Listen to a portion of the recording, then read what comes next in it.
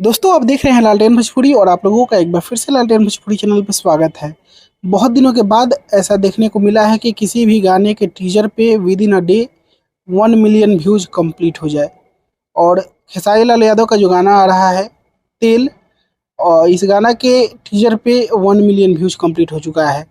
लेकिन थोड़ा सा दुख इस बात का हो रहा है कि अभी तक ये गाना का टीजर ट्रेंडिंग में गया नहीं। 1 मिलियन व्यूज पे तो जनरली चला जाता है 4-5 लाख व्यूज पे ही। लेकिन इस बार पता नहीं सारेगामा हम भोजपुरी में क्या प्रॉब्लम आई है कि ना मोशन पोस्टर गया ना टीजर गया। खैर चलिए कोई बात नहीं है। प्रीमियर सेट हो चुका है और प्रीमियर पे आप लोगों ने कस के लाइक भी मार दिया है। 15,000 के आसपास लाइक हो चुका है। तो जाके आप लोग कमेंट भी उस प्रीमियर पे कर दीजिए ताकि कल गाना जब पब्लिश हो तो एकदम से बूम हो जाए और जल्द से जल्द ये गाना ट्रेंडिंग में कल चला जाए। तो बस अभी के लिए इस वीडियो में इतना ही। आप लोग इस वीडियो को लाइक करिएगा, शेयर करिएगा। मैं मिलूंगा आप लोगों से एक नए वीडियो में, तब तक के लिए जय हिंद, जय भोजपुरी।